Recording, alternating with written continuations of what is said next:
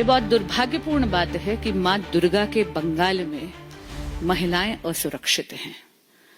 लेकिन जब स्टेट की महिला चीफ मिनिस्टर माननीय ममता बनर्जी जी संवेदनहीनता से विक्टिम शेमिंग, विक्टिम ब्लेमिंग इसका गेम खेलती हैं और स्वयं रेप की सर्वाइवर पर ही दोषारोपण करती हैं, तो ये बात दर्दनाक और शर्मनाक हो जाती है पूरे समाज के लिए।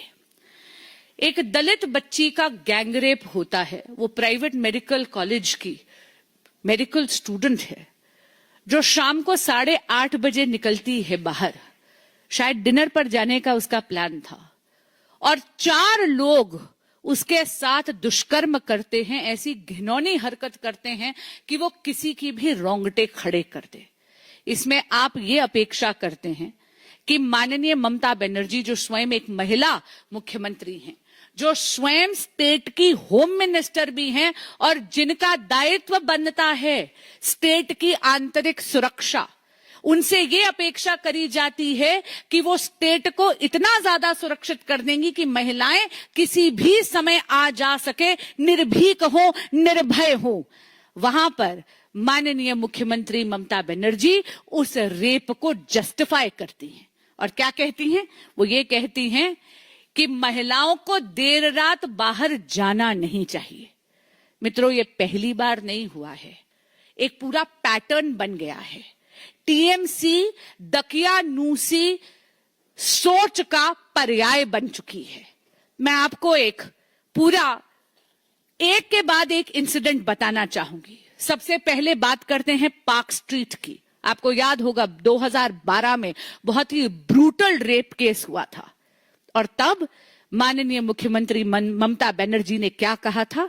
एक बार फिर उन्होंने विक्टिम को ब्लेम करते हुए कहा था, सजानो घटना, यानी सजी हुई घटना है, स्टेज्ड इंसिडेंट है।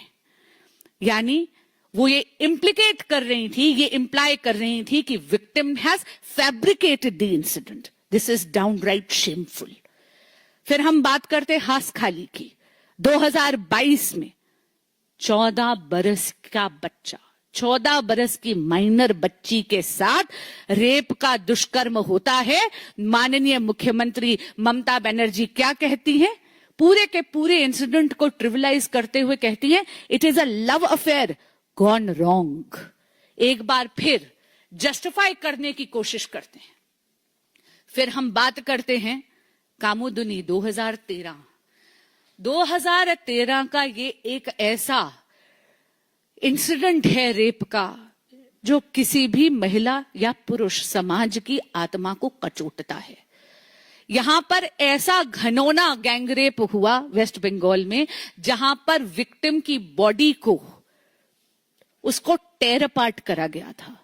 The victim's body was torn from legs right up to her navel, यानी नाभि तक उस रेप विक्टिम की बॉडी को फाड़ दिया गया था। ऐसी दरिंदगी करी गई थी। आप हैरान होंगे, ममता बनर्जी ने ये कह दिया कि ये सारा का सारा षड्यंत्र है सीपीआईएम सपोर्टर्स को। एक बार फिर उन्होंने इस बात को डिनाई करा। फिर हम बात करते हैं संदेश खाली की। संदेश खाली में तो आप जानते हैं अनगिनत महिलाओं के साथ दुष्कर्म हुआ, वो भी टीएमसी के ही नेताओं ने करा, टीएमसी के ही ऑफिस में हुआ। लेकिन माननीय मुख्यमंत्री ममता बनर्जी ने क्या कहा? उन्होंने कहा किचु हुई ना, किचु हुई नहीं, यानी कुछ नहीं हुआ।